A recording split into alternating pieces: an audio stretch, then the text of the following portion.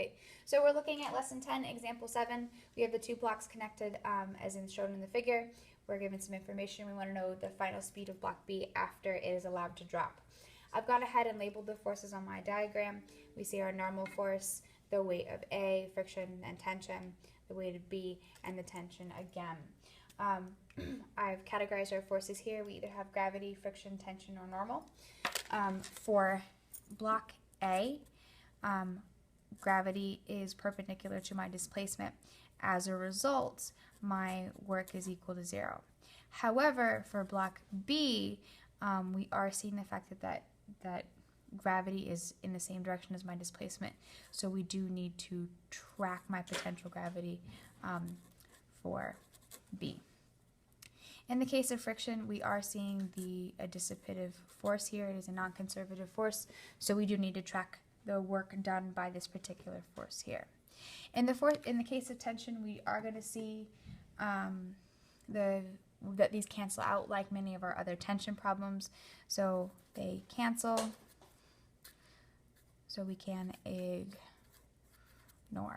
In the last case, the only of the two objects, the normal force only exists on block A. As a result, because normal is perpendicular to my displacement, again, we see the work is equal to 0. So for this particular one, because we are using the conservation of energy, we are going to end up looking at the fact that the work done by our dissipative forces or our non-conservative forces is going to equal my change in energy. So we need to find out what is my work done by dissipative forces, and we need to know our final energy minus our initial energy. Our work done by dissipative forces, like I said, comes from our friction, so we need to find out what is the value for friction. When we look at the force diagram for A, it has that weight, and it has the normal force, the tension, and the friction. We are able to ignore a lot of what's going on this particular diagram because we know that friction is equal to our coefficient of friction times our normal force. Because this is a flat level surface, we have no up and down movement. The sum of our forces in the y direction is equal to 0. So our normal force is then equal to our weight. And that's again for the mass of A. As a result, we do see the fact that the friction is equal to our mu Ka times our normal force, which is the mass of A times G. So when we look at the work done by dissipative forces is equal to our frictional force times our displacement times the cosine of the angle between them. My displacement in this particular case is going to be along the direction to the right, whereas my friction moves to the left because it does oppose the motion. That goes ahead and tells us that the angle between them is 180 degrees. All right, cosine of 180 degrees is going to give us that -1 that we're going to see playing into work here. So our frictional force is all this.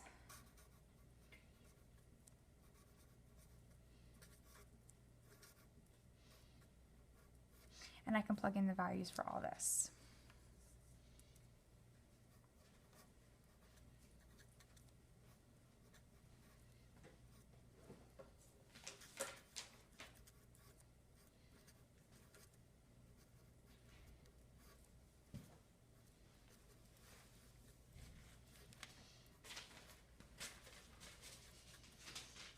Alright, as a result, I do get a value of -1.96 joules. So that tells me my work done by my dissipative forces. So now I'm ready to build my initial and my final energy. When I'm looking at my energies, no matter which one, I am looking at the fact that it is my K total plus my U total. Alright, so the kinetic energy of each object and the potential energy of each object. In our initial cases, we are looking at initial height for B, right? And that A doesn't really change, so we're actually going to have no initial potential energy, so 0 potential. My kinetic energy is going to be made up of the kinetic for A and the kinetic for B. However, my blocks are initially at rest, so these again go to 0. So our total initial energy is 0 joules. My final energy is going to be a little bit different because our blocks will be moving. We do see that 1/2 MAV squared plus 1/2 MBV squared plus MBGHF. And remember, the only object that has the potential energy is that the B block, because this has no change in height. Notice I did not put subscripts on my velocities. That is because they are linked together. They will have the same speed. When I do some rearranging of this, I am going to get the 1/2 V squared MA plus MB. Oops. So I am able to get that. So my final energy minus my initial energy is equal to my work done by my dissipative, so I'm able to set all that equal to each other. I'm going to switch colors for this last bit.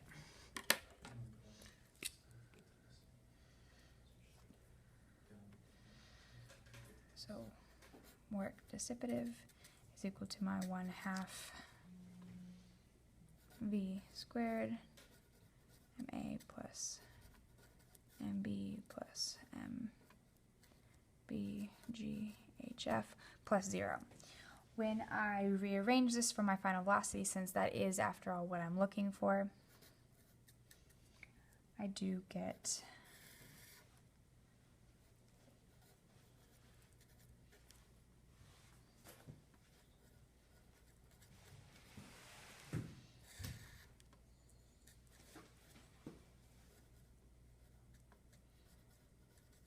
this.